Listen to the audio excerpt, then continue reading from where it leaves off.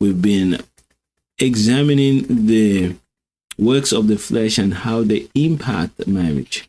We've been looking at that for the last couple of weeks, and we would continue with that today, talking about divisions, factions, heresies. How do those impact the marriage? When you are in a marriage as a man, that you find your wife very abusive, very disrespectful, very argumentative, she doesn't listen or she agrees on something and she just goes ahead and does the opposite, and you are wondering what is going on here.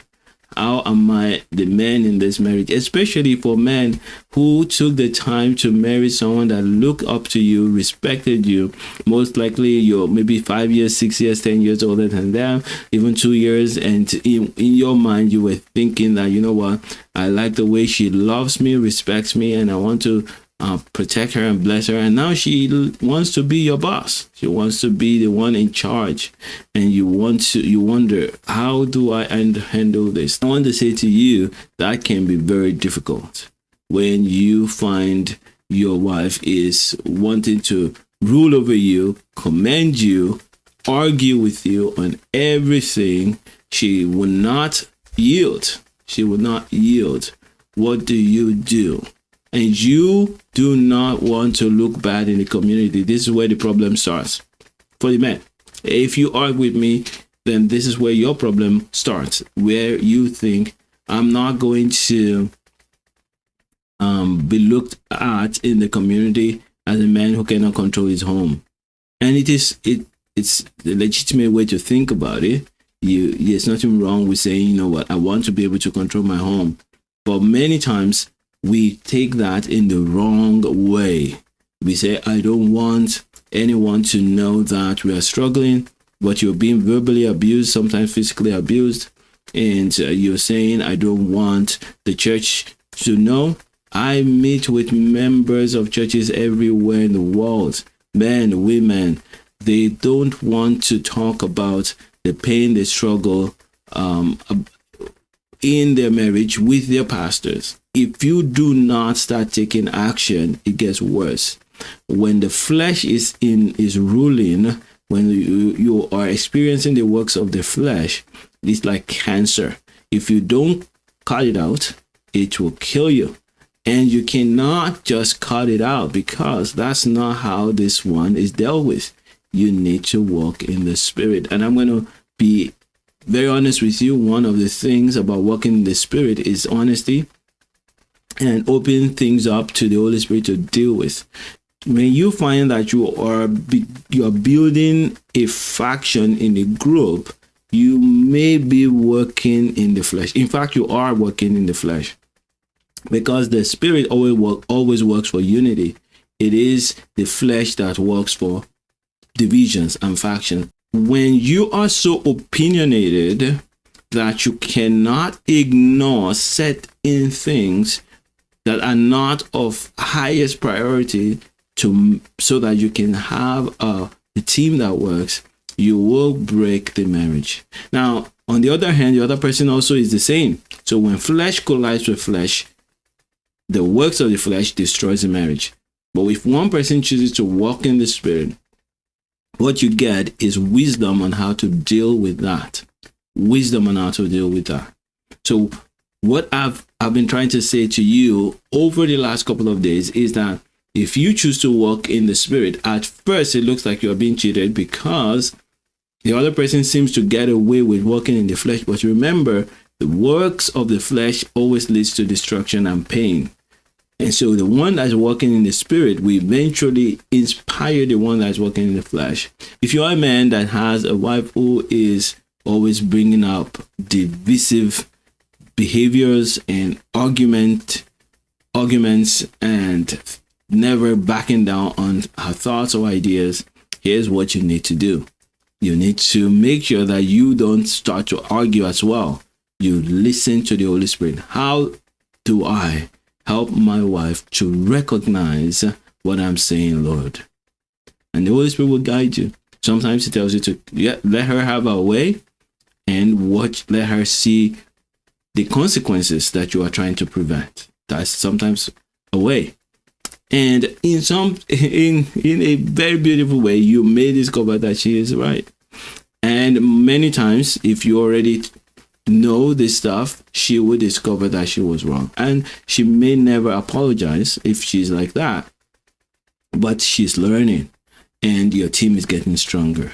You know that you have a team member that you're not going to abandon because God gave her to you. So you must find ways to help her see what you see.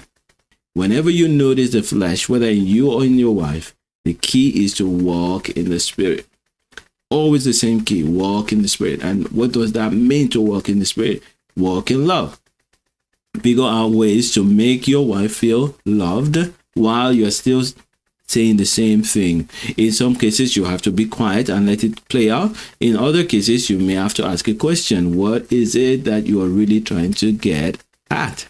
Is there something that you want from this? What is it that you want to get that you're insisting on this particular way or this approach? When you marry to a very strong woman, a woman who knows what she's doing, she's a successful person in her call, in her ministry, you need to be patient with her, because once you are able to get her on your side, she's going to work hard for the team, and you're going to get great results. But it takes a little bit more time to get her on your side, because you got to communicate more clearly and more in a more organized way to get her on your side. But once you do so, you're going to get so much result, because she's strong. She knows the Lord. She wants to hear from God for herself, and she knows what the team wants, and she's hardworking. But if you want someone who will just say yes to you all the time, you're going to have a very weak team member, but you will not have to do a lot of work to explain, because they will not even bother to think much about what you're saying. They'll just say yes. If you think so, let's do it. If you think so, let's do it.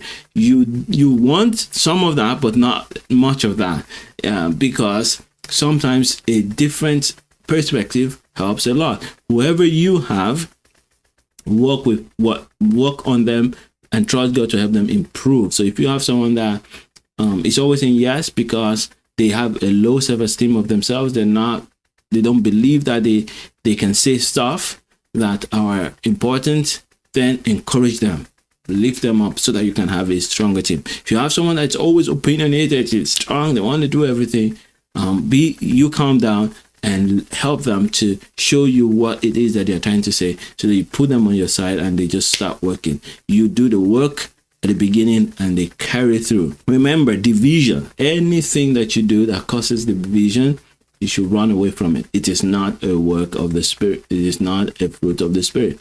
You don't want division. So when you think that your wife is the one trying to destroy the marriage, but you are in fact the one doing that, and as you're about to get to do what I told you to do, which is do not crucify her, figure out how to communicate your thoughts to her in ways that she feels loved. As you're about to do that, you will figure it out. It will be obvious to you that you are the one that needs to change, because no longer are you in the mode of assigning blame. You're in the mode of working together.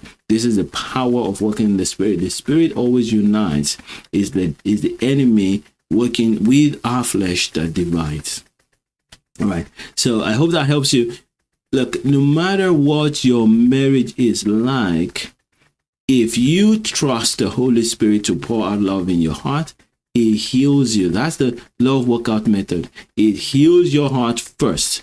Once the love of God comes into your heart and you determine that you're going to enjoy the love of God, your heart gets healed.